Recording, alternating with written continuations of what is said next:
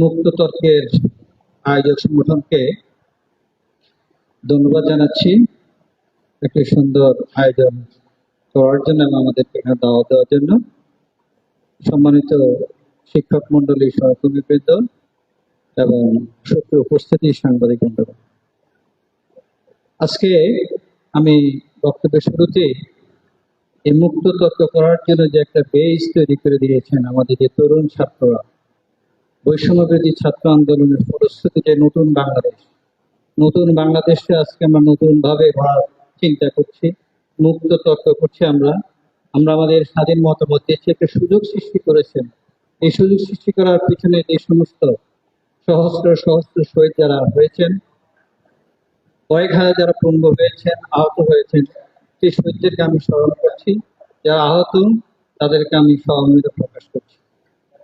আজকে বলা হয়েছে সংবিধানের পুনর্লিখন অথবা সংবিধানের ছাত্র বা শিক্ষক হিসেবে যেটা বলবো সেটা হচ্ছে আমাদের 1972 সালে যে সংবিধান, এই সংবিধানের সেই স্পিরিট সবকিছু মিলে আজকে খুব কমই আমরা এখানে দেখতে পাই। যে বলা হয়েছে আমাদের স্বাধীনতা যুদ্ধের যে চেতনা, আমাদের সাম্য, আমাদের ন্যায় বিচার, আমাদের যে মানবিক মর্যাদা, আজকে 53 বছর পরে আসলে আমাদের 53 বছর পরেও আসলে মুক্তিযুদ্ধের যে চেতনা কতটুকু আমরা বাস্তবায়ন করতে পেরেছি, কতগুলো ধারণ করে আসছি।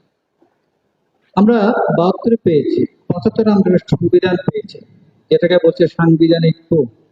মাত্র কয়েক মিনিটের ব্যবধানে ড্রাস্টিক চেঞ্জ করা হয়েছে আমাদের রাষ্ট্রীয় কাঠামো, আমাদের পলিটিক্যাল সিস্টেম, বিচার ব্যবস্থা, আমাদের ব্যক্তি স্বাধীনতা, আমাদের বাক স্বাধীনতা। একটা ড্রাস্টিক চেঞ্জ হয়েছে মাত্র কয়েক মিনিটের ব্যবধানে। তাহলে এই বিচারিক যে coup হয়েছে আমরা সেটা দেখেছি। আমরা দেখি পরবর্তীতে যে সামরিক অথবা বেসামরিক সরকারগুলো, তারা বিভিন্ন সময়ে সংবিধানকে ব্যবহার করে, সংবিধানের দোহাই দিয়ে তারা আমাদেরকে শোষণ করে দিয়েছে। যে চতুর্থ সংশোধনের কথা বলেছি, এরপরে আরো বেশি আমাদের পুরো জাতিটাকে আজকে ধ্বংসের কিনারা দাঁড় করে দিয়েছেন পঞ্চদশ সংশোধন। যেই সংশোধনী জালিয়াতির মাধ্যমে হয়েছে, যেই সংশোধনী করা হয়েছে, দেশের মানুষের কোনো সাপোর্ট ছিল না, শুধুমাত্র আদালতের কাঁধের উপর বন্দুক রেখে যেই সংশোধনী করা হয়েছে, আজকে আমাদের দেশ ধ্বংসস্তূপের পা পিঠে দাঁড়িয়ে কিনারা থেকে আমরা রক্ষা করতে পেরেছি বলে মনে করছি। সেটার জন্য মূল কারণ হচ্ছে পঞ্চদশ সংশোধনী। এই পঞ্চদশ সংশোধনী যে প্রধান বিষয় ছিল ক্যাটের গভর্নমেন্ট, সেই গভর্নমেন্টকে কিভাবে বাতিল করা হয়েছে? এখানে কি মানুষের সাপোর্ট ছিল? মাত্র সংখ্যাগরিষ্ঠ 4-3 ভোটে সেটা পাস করা হয়েছে। শর্ট অর্ডার দেওয়া হয়েছে। সেই শর্ট অর্ডারকে পুরোপুরিও বাস্তবায়ন না করে বিগত ফ্যাসিস্ট গভর্নমেন্ট তারা কি করেছে, যে সংসদের মাধ্যমে পঞ্চদশ সংশোধনী পাস করেছে।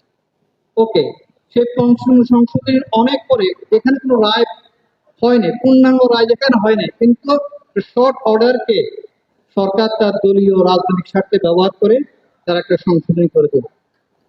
এবং পঞ্চদশ সংশোধনীর কারণে আমাদের রাষ্ট্র ব্যবস্থা, আমাদের সরকার ব্যবস্থা, আমাদের রাষ্ট্রীয় কাঠামো, আমাদের রাজ্য ব্যবস্থা চেঞ্জ হয়েছে। কিন্তু অত্যন্ত দুঃখজনক হলো যে আমাদের বিচার বিভাগ, আপনাদের আইনের অনেকে এখানে আছেন, সেই বিচার বিভাগ স্বাধীন ছিল। 16 মান্থস লেটার, 16 মাস পরে বিচারপতি থাকা না অবস্থায় তিনি কি করলেন, একটা পূর্ণাঙ্গ রায় দিলেন। সেই রায় থেকে যে জালিয়াতি হয়েছে আমরা কেউ প্রতিবাদ করতে পারি নাই, অথবা প্রতিবাদ করার কোনো সেই পরিবেশ ছিল না। যেখানে বলা হয়েছিল সরকার যে নাল এন্ড ভয়েড হবে ক্যাটের government, at the same time next 22 general election will be held under Carter government and necessary amendments should be made if necessary. কিন্তু সেখানে আমরা দেখলাম যে গভর্নমেন্ট পরবর্তীতে সেই কনজিকিউটিভ দুটো জেনারেল ইলেকশন সেটা না দিয়ে বরং কি করলেন, টোটালি আমাদের ক্যাটার গভর্নমেন্টকে অবস্থিত। একটা ন্যাশনাল কনসেন্সাসের ভিত্তিতে যদি কোনো সংবিধান সংশোধন হয়, তাহলে সেটা আবারও পরিবর্তন করতে হলে ন্যাশনাল কনসেন্সাসের প্রয়োজন হবে। এটা রাজনৈতিক সমঝোতার মাধ্যমে যদি কোনো একটি দেশের আইন প্রণয়ন হয়, এটাই হচ্ছে সুবিচার। দেশে আইনকে পরিবর্তন করতে হলে আরেকটি রাজনৈতিক সমঝোতা লাগবে, একটা ন্যাশনাল কনসেন্সাস লাগবে। ক্যাটার গভর্নমেন্ট ছিল আমাদের ন্যাশনাল কনসেন্সাস, আমাদের রাজনৈতিক সমঝোতা। সকল রাজনৈতিক দল সেটাকে সাপোর্ট করেছিল। পরবর্তী ডেভিয়েশন এসছে, সেটা সংশোধন হতে পারে, সংশোধন হওয়ার যোগ্য রয়েছে এবং আদালত সেটা বলেছে। কিন্তু আমরা সেটা না করে একদলীয় ভাবে আমাদের দণ্ডমূল, আমাদের ক্ষমতা ছিল, শক্তি ছিল এবং অবৈধ একটি নির্বাচন হয়েছে, যে নির্বাচনের ব্যাপারে বিভিন্ন বক্তব্য রয়েছে, আমি সেদিকে যাচ্ছি না। অতএব আপনি যখন এটা একটা জাতীয় সমতার ভিত্তিতে একটা রচিত একটা সংশোধনীকে আপনি সেটা করবেন, অবশ্যই সেখানে অন্যান্যদের সেই আমরা দেখতে পাই যে সেখানে অ্যামিকাস কিউরি একজন ছাড়া বাকি সবাই, 8 জনের মধ্যে সবাই শিখতেন, সেখানে সাংবিধানিক আর নাগরিক সমাজ সবাই বলেছে না, কেয়ারটেকার গভর্নমেন্ট আমাদের থাকতে হবে। তাহলে কোন কারণে, কি কারণে আমরা এটা চেঞ্জ করলাম, কেন এটা আমরা করলাম, এবং সেটাকে দেখে আমরা পার্লামেন্টে পাস করলাম এবং সেটা একটা ফাইনাল রায় হওয়ার আগে আগে অতএব এই বিষয়গুলো আমাদের খেয়াল রাখতে হবে।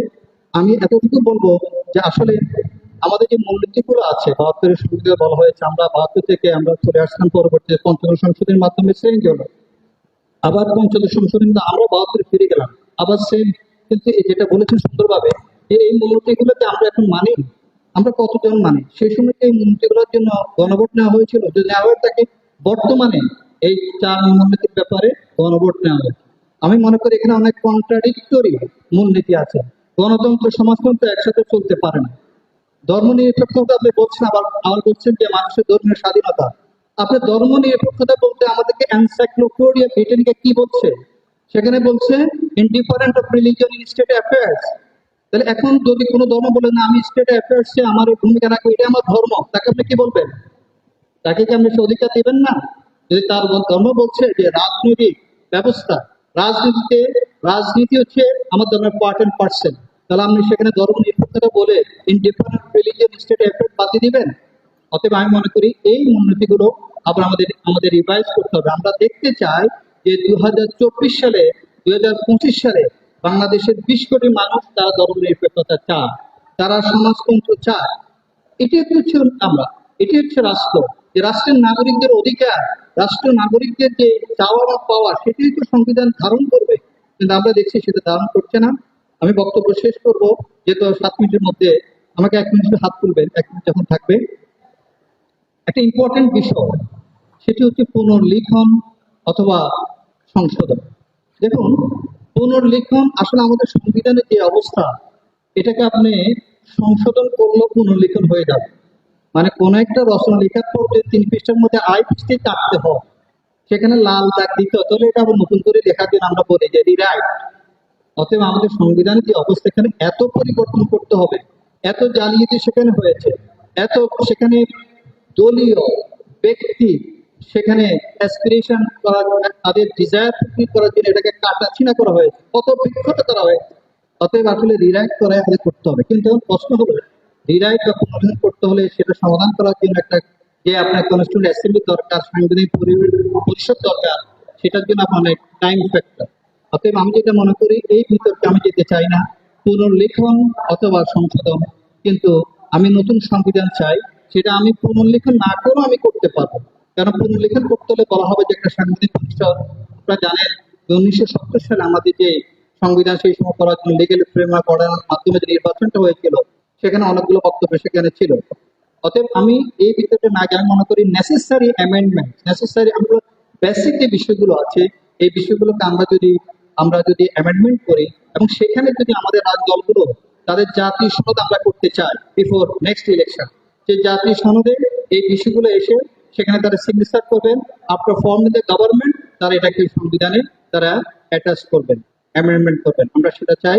সেই জন্য আমি মনে করি যে আমাদের বেসিক বিষয়গুলো আমাদেরকে অবশ্যই রিরাইট করতে হবে এবং সকল রাজনৈতিক দল, নাগরিক সমাজ, ছাত্র, শিক্ষক, বৈষম্য বিরোধী আমাদের চাওয়া পাওয়া, আমরা সবাই মিলে আমরা সেই সনদ করব। সেই সনদে একটা চ্যাপ্টার থাকবে যে সংবিধান সংস্কার, all political parties will sign in that national charter, inshallah. Thank you very much.